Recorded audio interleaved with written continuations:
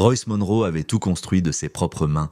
À 34 ans, il possédait 3 chantiers de construction à travers Dallas, employait 47 hommes et avait transformé l'entreprise de construction en faillite de son père en une opération valant $1 million. Ses mains calleuses racontèrent l'histoire d'un homme qui avait commencé à manier le marteau à 16 ans et n'avait jamais arrêté de travailler. Sa femme Marjorie ne comprenait plus cette partie de lui. « Tu es toujours couvert de poussière ?» lui avait-elle dit ce matin-là, en plissant le nez pendant qu'il l'embrassait pour lui dire au revoir. « Peut-être que tu devrais embaucher quelqu'un d'autre pour faire le travail manuel ?» Royce avait ri pour balayer la remarque.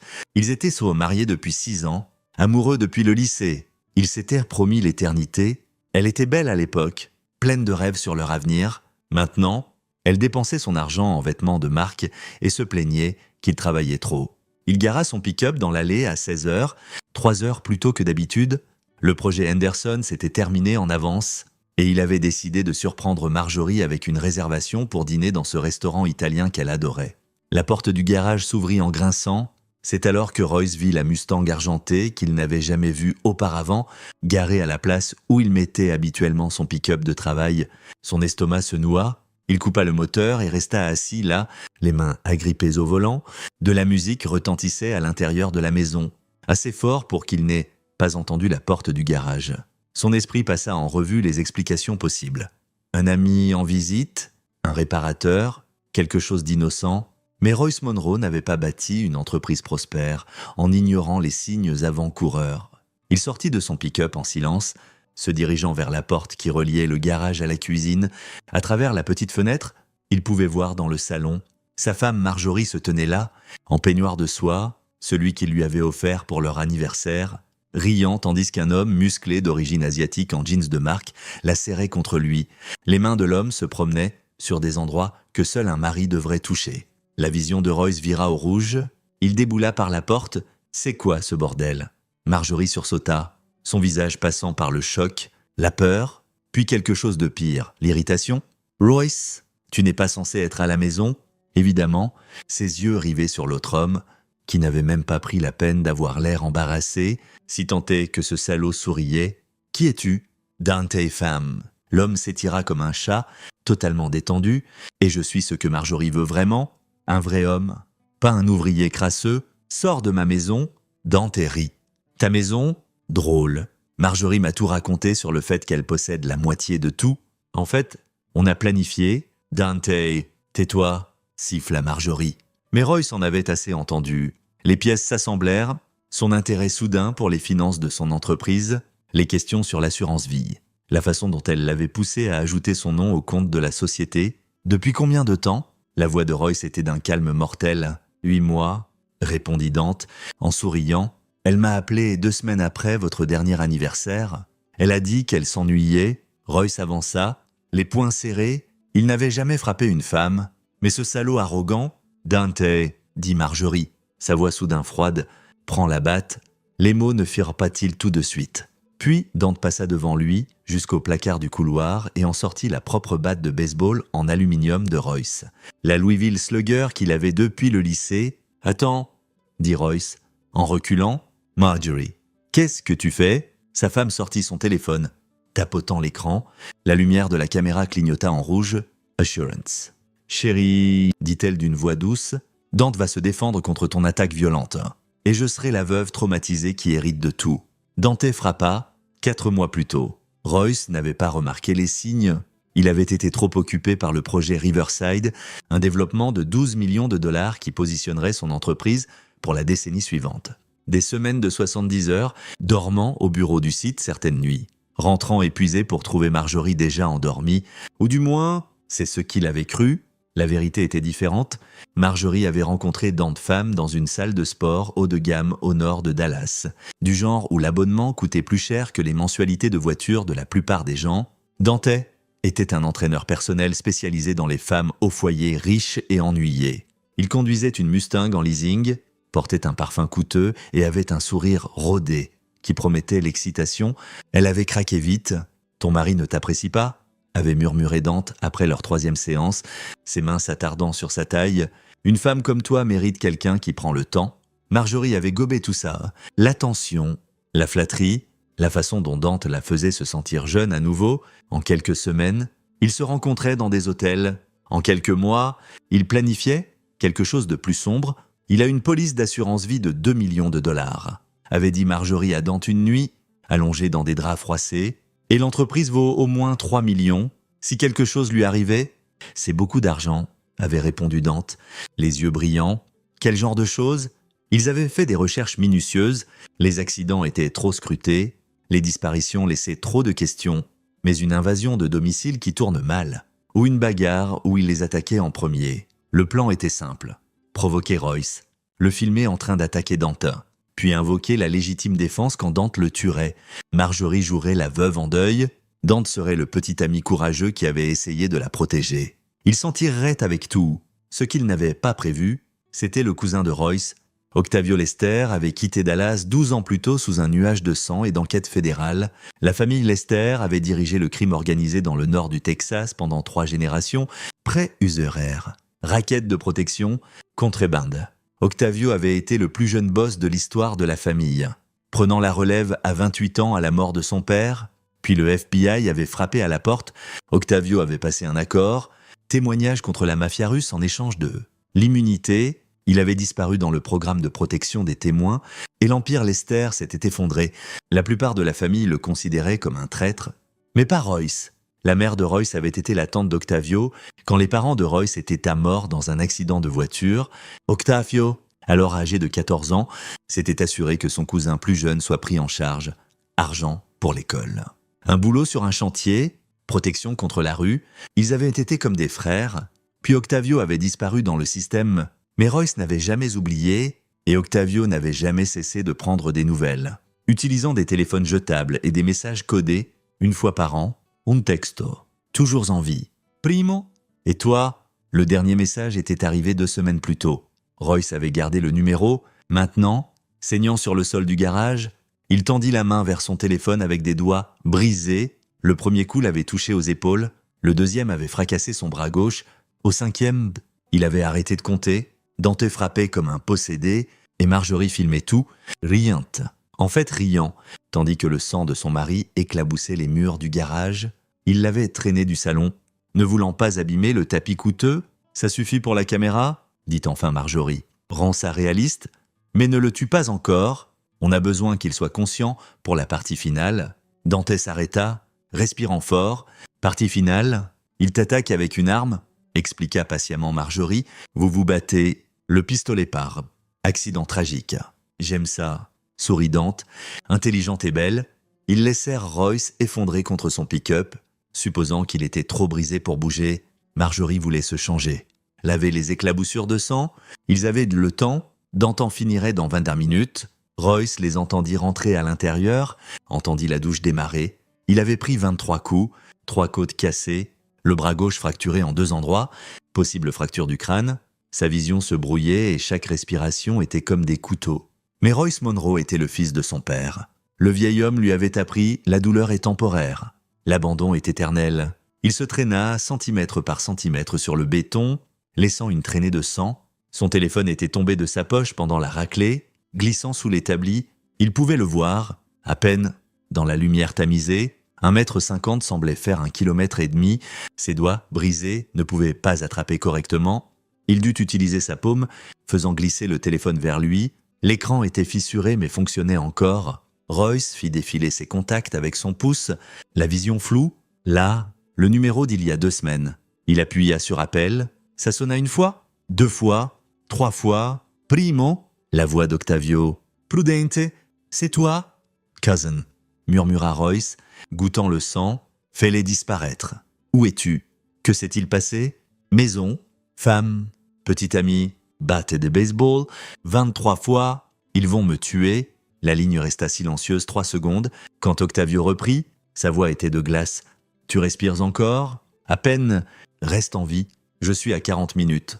Tu m'entends? Royce, reste en vie 40 minutes. Ils reviennent bientôt, vont me tirer dessus. Alors cache-toi, batte-toi, fais ce qu'il faut. Je viens et j'amène Mike. On est d'accord? D'accord, murmura Royce.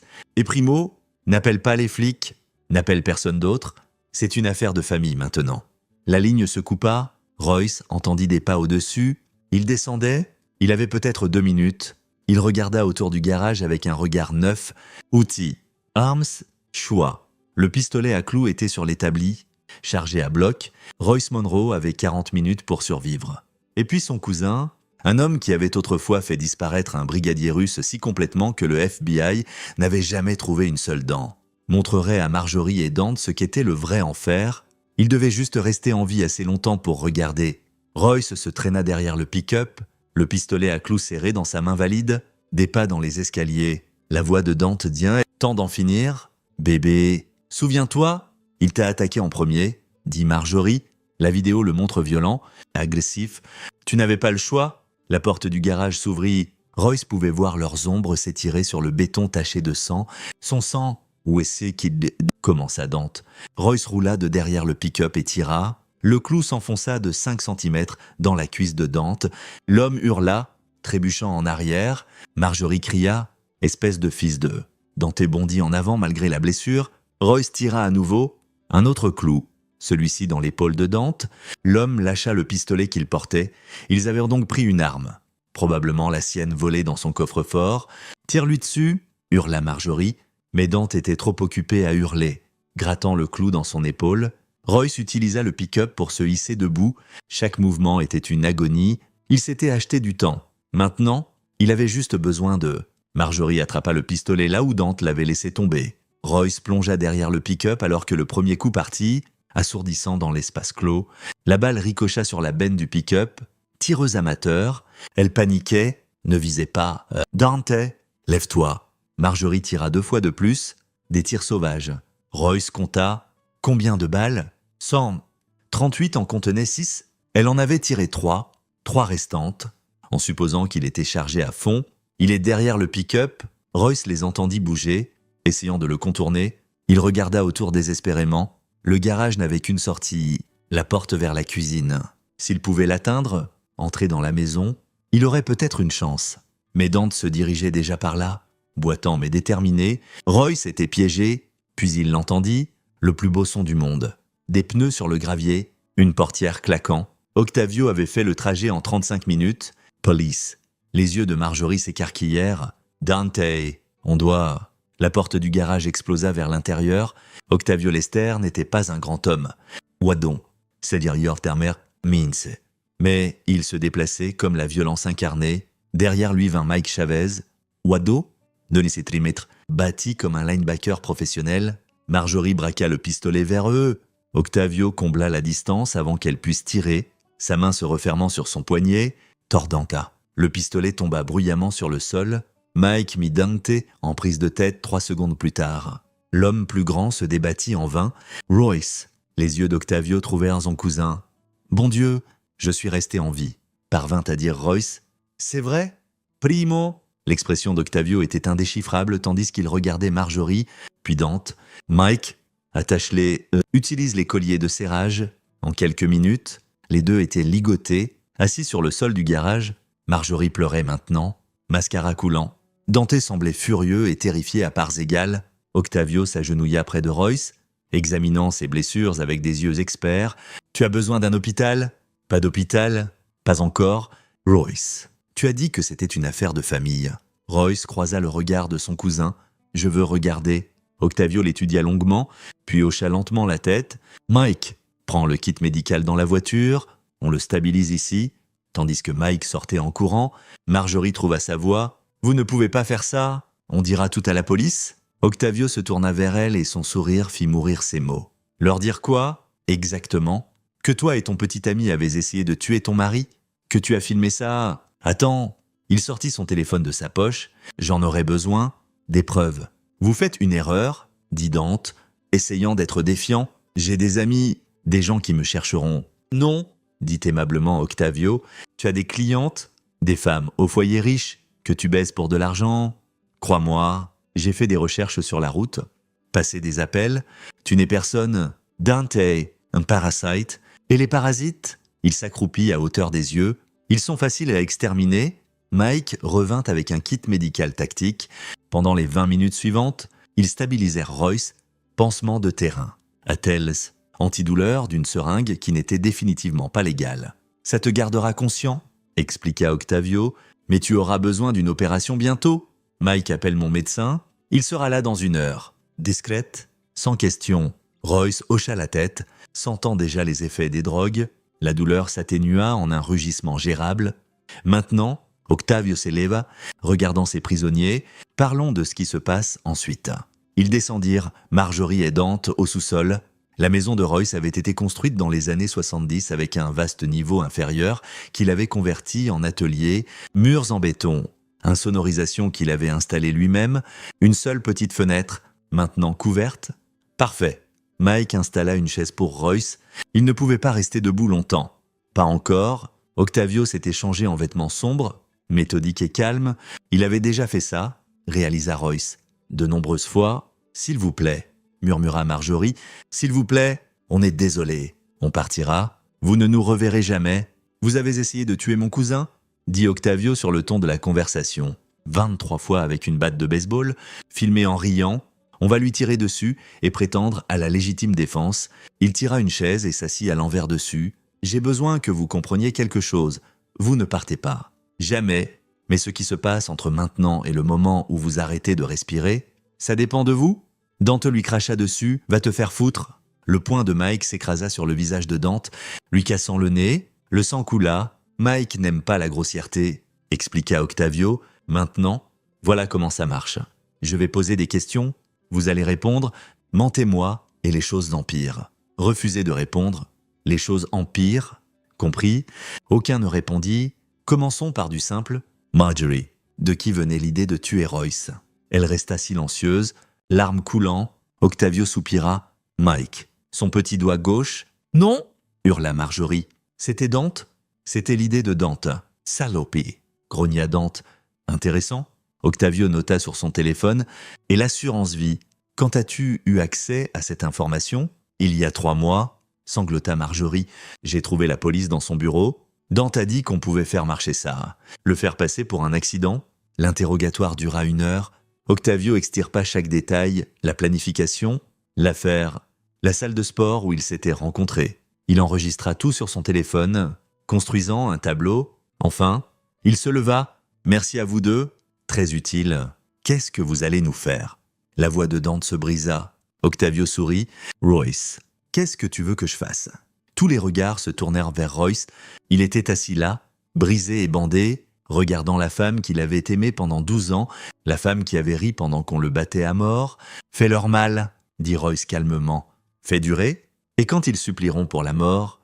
Il se pencha en avant. « Fais-les supplier plus longtemps. » Marjorie blêmit. « Royce, s'il te plaît, tu n'obtiens rien de moi. Pas de pitié, pas de pardon. » Sa voix était de pierre. « Octavio, fais ce que tu fais de mieux. » Son cousin hocha la tête. « Mike, emmène Royce en haut. Le médecin devrait arriver bientôt. » Tandis que Mike aidait Royce à se lever, Dante commença à hurler. « Vous ne pouvez pas faire ça. Les gens nous chercheront.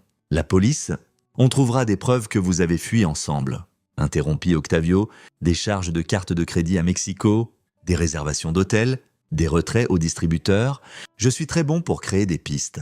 Dante, le temps que quiconque pense à poser des questions, il n'y aura plus rien à trouver. » Il sortit une trousse en cuir, la dézippa, des instruments luisants à l'intérieur, certains médicaux, d'autres définitivement pas. « Royce », appela Octavio tandis que Mike aidait son cousin dans les escaliers. « Ouais, ça va prendre du temps, des jours peut-être.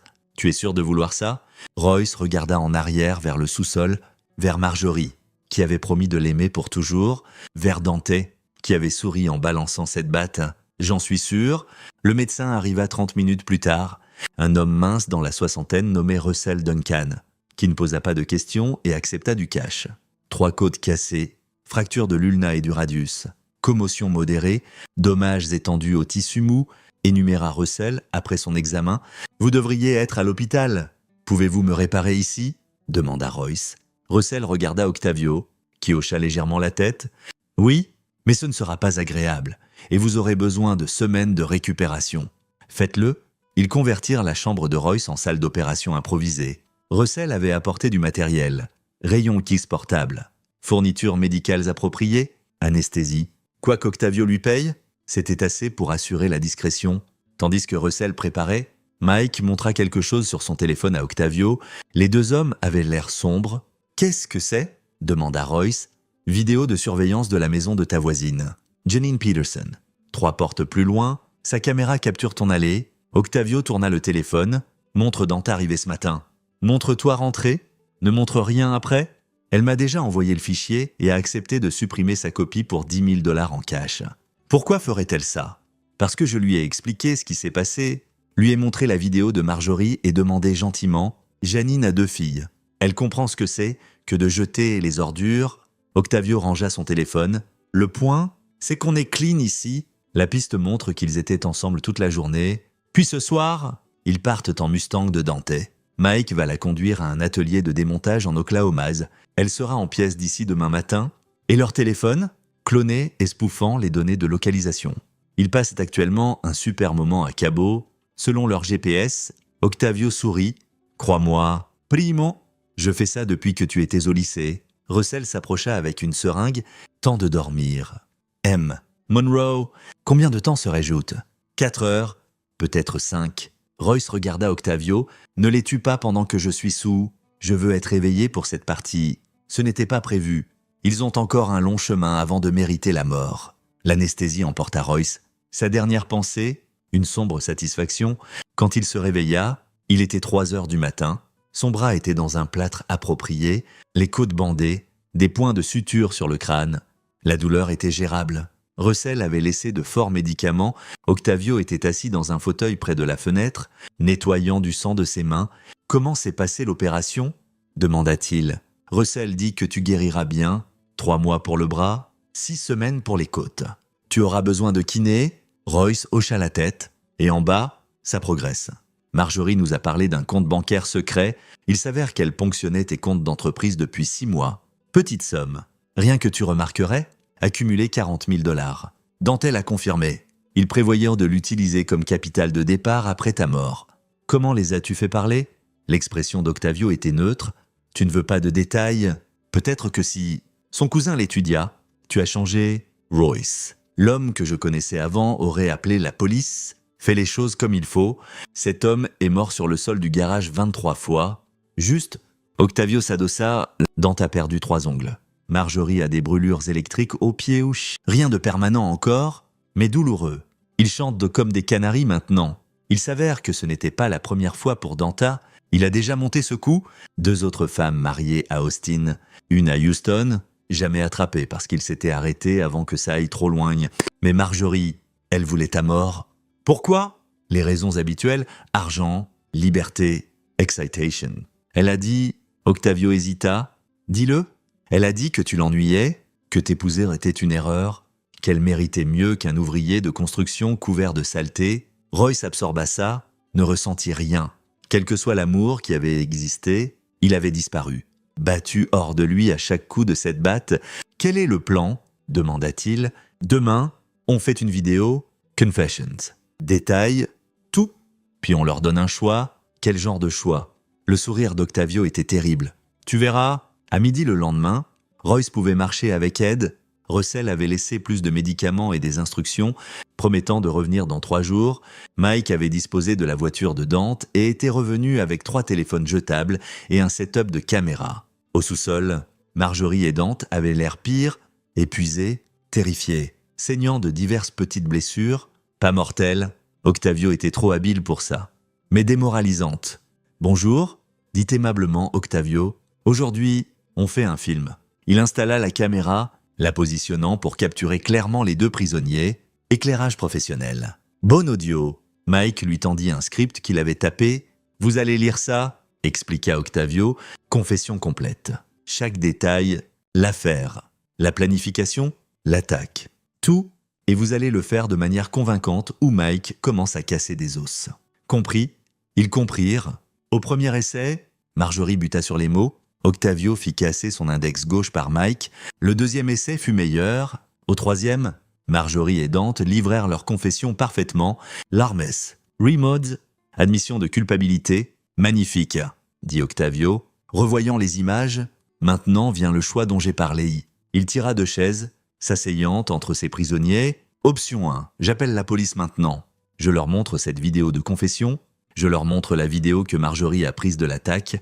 Vous allez tous les deux en prison pour tentative de meurtre. Le Texas a encore la peine de mort. Vous savez, vous auriez probablement la perpétuité sans libération conditionnelle. Mais vous seriez vivant? Dante semblait plein d'espoir. Les yeux de Marjorie s'écarquillèrent. Option 2, continua Octavio.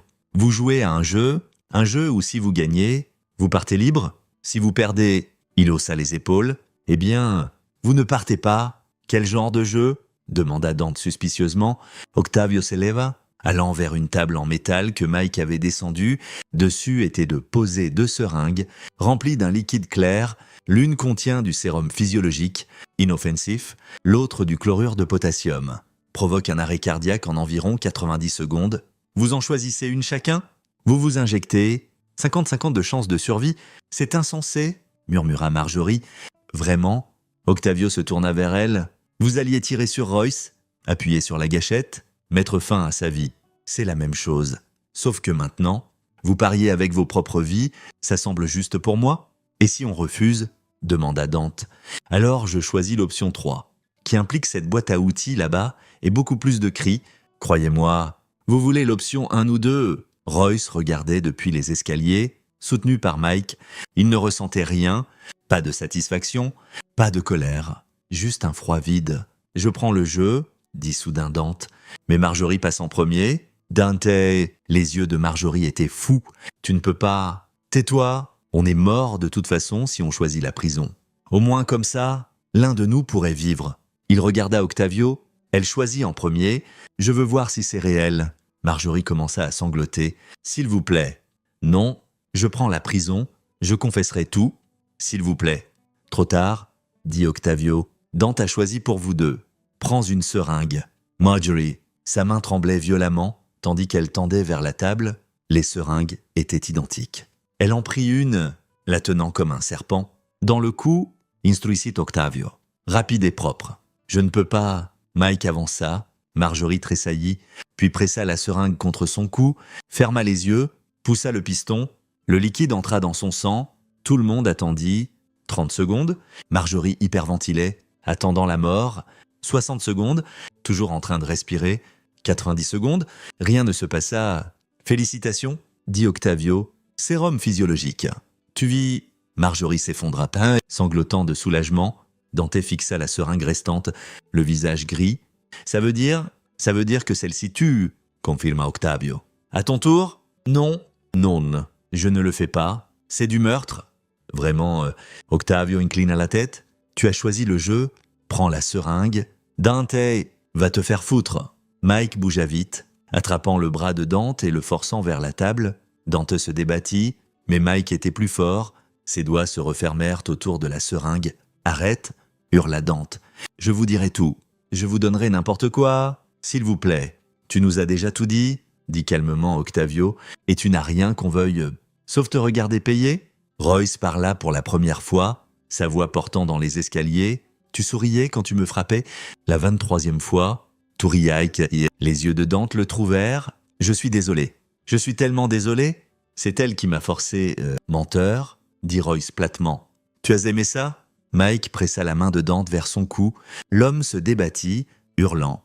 Mais c'était inutile. L'aiguille perça sa peau, le piston descendit, puis Mike lâcha. Reculent. Dante tomba à genoux, main sur son cou. Non, non, non, non. 30 secondes. Sa respiration devint laborieuse. 60 secondes. Il commença à convulser. 90 secondes. Dante femme s'effondra, de la mousse bouillonnant de sa bouche, les yeux se révulsant. 2 minutes plus tard, il était mort. Marjorie hurla et hurla. « Tu as menti ?» sanglota Marjorie. « Tu as dit que l'une était sûre. J'ai menti. » admet Octavio. Les 2 seringues avaient du chlorure de potassium. Mais tu as cru si fort que tu survivrais que ton esprit l'a rendu réel. Effet placebo, psychologué. Tu es un monstre? Non, Marjorie. Je suis un miroir. Je montre aux gens ce qu'ils sont vraiment. Il sortit un téléphone. Maintenant, parlons de ce qui t'arrive. Au cours des 6 heures suivantes, Octavio exposa l'avenir de Marjorie en détails précis. D'abord, l'argent, chaque compte qu'elle avait caché, chaque actif à son nom. Transféré à Royce, elle signerait les documents de son plein gré. Mike était très persuasif. Deuxièmement, les preuves. La vidéo de confession serait stockée en plusieurs endroits avec la vidéo de l'attaque. Si elle refaisait surface, si elle contactait Royce, si elle respirait de travers, tout irait à la police. Troisièmement, son identité. Octavio avait des connexions faussaires. Criminals, gens qui pouvaient faire disparaître quelqu'un.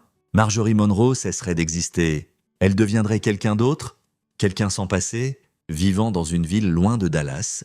Tu vis, expliqua Octavio, mais tu ne seras plus toi. Nouveau nom, nouvelle vie, nouveau tout.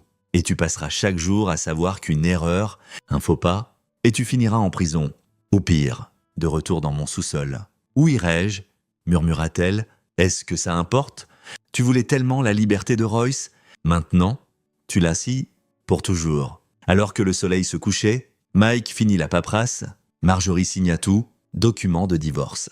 Transfert financier, accord de non-divulgation. Ses mains tremblaient à chaque signature, mais elle signa. Le corps de Dante fut enveloppé dans du plastique, chargé dans une fourgonnette. Octavio avait des amis qui géraient une usine de traitement. D'ici demain, Dante et femme ne seraient plus que des molécules mélangées à des déchets industriels, complètement intraçables. À minuit, ils mirent Marjorie dans une voiture, les yeux bandés. Mike la conduirait à Saint-Louis, où un autre contact d'Octavio lui donnerait une nouvelle identité et un billet de bus pour Portland.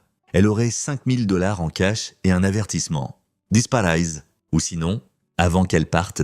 Octavio la mena à Royce une dernière fois. « Regarde-le », ordonna Octavio, « regarde ce que tu as essayé de détruire. » Marjorie regarda. Royce se tenait là, bandé et brisé, mais vivant. Ses yeux étaient de glace. « Je t'aimais », dit Royce calmement. « Je t'aurais donné tout. N'importe quoi que tu demandes. »« Je sais, » murmura Marjorie. « Je suis désolé. »« Non, tu ne l'es pas. Tu es désolé d'avoir été prise. » C'est différent. Il s'approcha. « Tu vas vivre une longue vie. Marjorie, chaque jour, tu vas te réveiller et te souvenir de ce moment, te souvenir que tu as détruit tout pour un parasite qui t'aurait abandonné à la seconde où les choses se corsettent. Et tu sauras que quelque part, je vis la vie qu'on aurait dû avoir. Sans toi, les larmes coulaient sur son visage. « Emmenez-la, » dit Royce. J'en ai fini de la regarder. Mike la conduisit dehors. La voiture s'éloigna dans la nuit. Octavio et Royce s'assirent dans le salon, buvant du whisky malgré les avertissements de Russell sur les antidouleurs. « Comment te sens-tu » demanda Octavio. « Vidé. Ça passera. Éventuellement. » « Vraiment ?» Son cousin haussa les épaules. « Honnêtement, je ne sais pas. Mais tu as survécu. Primo. C'est ce qui compte. » Royce regarda autour de sa maison, la maison qu'il avait construite de ses propres mains, remplie de souvenirs qui semblaient maintenant empoisonnés. « Je ne peux pas rester ici. » Alors ne reste pas, vends-la, recommence. Tu as l'argent maintenant, et ton entreprise est clean, et toi, tu es censé être en protection des témoins. Octavio sourit, je suis sorti depuis 2 ans, les gens contre qui j'ai témoigné sont tous morts. Cause naturelle. Pour la plupart, le FBI se fiche de où je suis maintenant. Tant que je reste discret, il remplit leur verre, je vis au Colorado, consulting en sécurité et gestion des risques. Complètement légal, consulting. Ok. Majoritairement légal, mais ouais, je suis clean maintenant. Ennuyeux, même ça, il fit un geste autour, c'était une faveur pour la famille. Une fois seulement, ils restèrent assis en silence, le poids de la nuit s'installant sur eux. Enfin, Royce parla. « Merci, tu aurais fait la même chose pour moi ? L'aurais-je » Octavio croisa son regard. « Ouais, tu l'aurais, c'est la différence entre toi et eux. Royce, tu as la loyauté, l'honneur. » Il n'avait que la cupidité. Le lendemain matin, Russell revint vérifier les blessures de Royce. Tout guérissait correctement. Il aurait besoin de temps, de thérapie, de soins, mais il se remettrait. 2 semaines plus tard, Royce mit la maison en vente. Elle se vendit en 4 jours, offre cash, sans question. 6 mois plus tard, Royce Monroe se tenait dans son nouveau bureau surplombant le centre-ville de Denver. Il avait déménagé l'entreprise, l'avait rebrandée, étendu au développement commercial, son équipe l'avait suivi, 47 hommes loyaux qui avaient y bâti son empire de leurs mains. Il se portait mieux que jamais, les os cassés avaient guéri, la kiné avait restauré la plupart de sa force, les cicatrices restaient. Mais c'était juste des rappels maintenant. Octavio passait 1 fois par semaine pour déjeuner, il parlait affaires, famille, viait, jamais de cette nuit au sous-sol. Certaines choses n'avaient pas besoin d'être revisitées. Royce sortait occasionnellement, mais rien de sérieux. La confiance était difficile maintenant. Peut-être le serait-elle toujours. Son téléphone vibra. Un texto de Mike Chavez. Devenu un ami au fil des mois. Paquet arrivé, endroit habituel. Le paquet était des informations. Royce avait engagé un détective privé pour suivre Marjorie au cas où elle était à Portland, travaillant comme serveuse sous le nom de Jennifer Walsh, vivant seule, regardant constamment par-dessus son épaule. Bien, la famille de Dante l'avait déclarée disparue, mais l'enquête n'avait mené nulle part. La piste qu'Octavio avait construite était parfaite. Mexique, puis Amérique du Sud, puis rien, probablement mort dans un différend de cartel. Avait théorisé la police, l'affaire avait fini par se refroidir. Bien aussi, Royce effaça le texto et regarda les montagnes. Son père disait que la construction concernait les fondations, un sol solide qui supporterait tout au-dessus.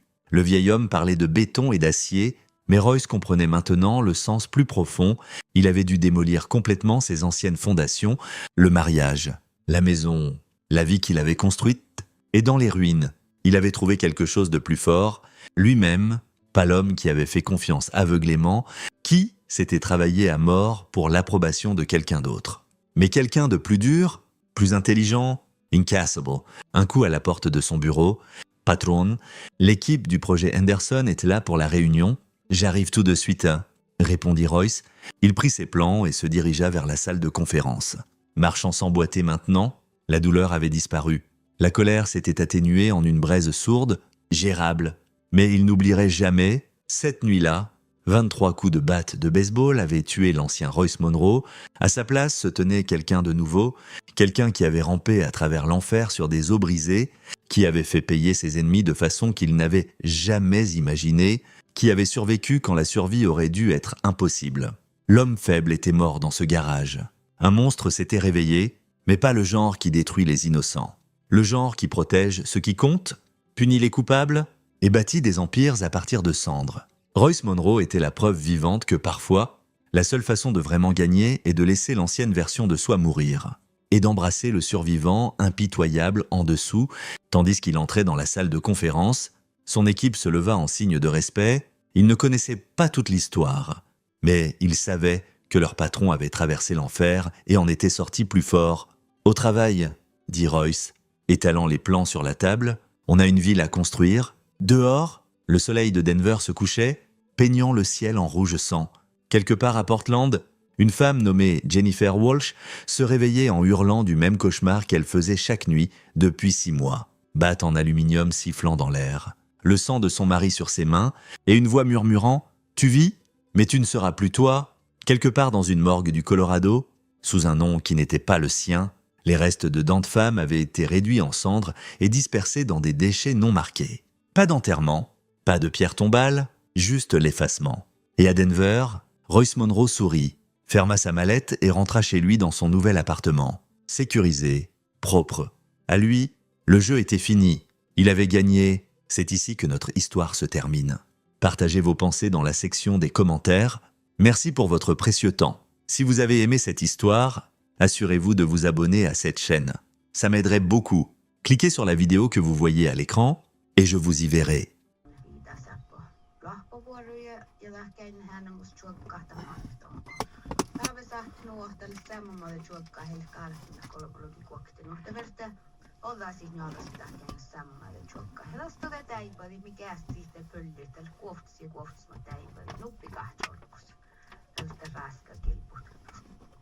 Ja tästä mi pahtsit kuhtin läpä finaalista.